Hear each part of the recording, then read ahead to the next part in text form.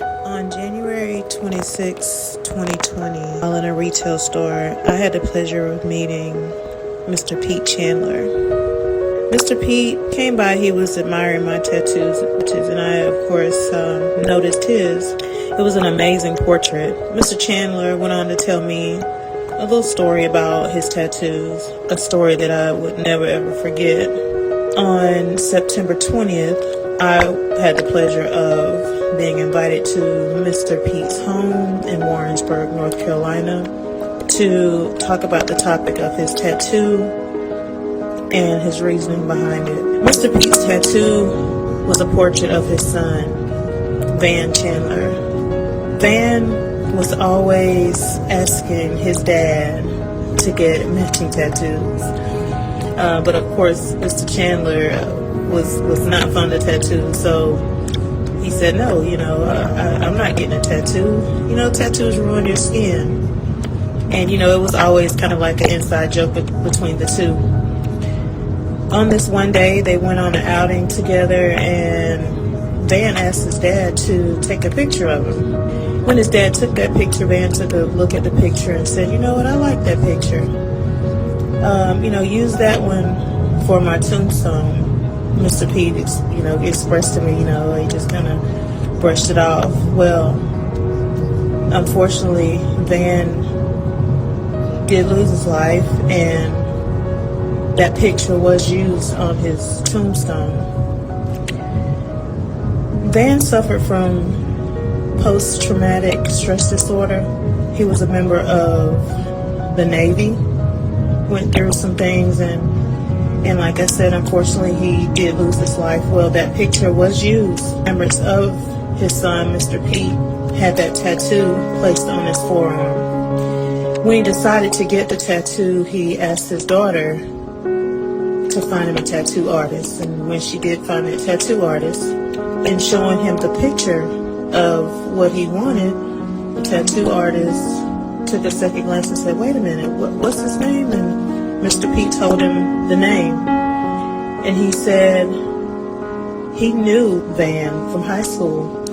And Van was the only one who befriended him in school. He was the type of guy, the tattoo artist was the type of guy that just wore all black, had piercings, and he even told Mr. Pete, hey, I've been up to your home a couple times. He didn't remember anyone who had any piercings coming to his home, but it was just a very huge coincidence that the guy who was befriended by his son Van had the honor of completing his portrait tattoo.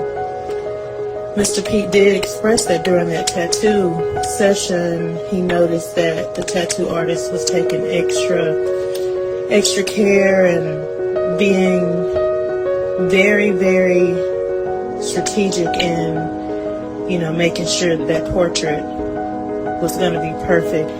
When I heard this story, like I said, it really touched me. I remembered it, and I even kept the paper that Mr. Pete Chandler had written his name and number on. And when I contacted him, it had been years past, and he still was really, really happy to go ahead and share that story.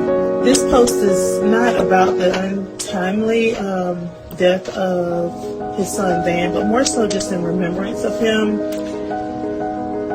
Van had a huge heart, and I could hear that in the stories that were told to me of his life. He loved his family. He loved his parents, of course, his sister, and he also has a daughter, and they were all really, really close. But Van was the type of person that cared about people, just people in general. He had a best friend in service that he cared dearly about.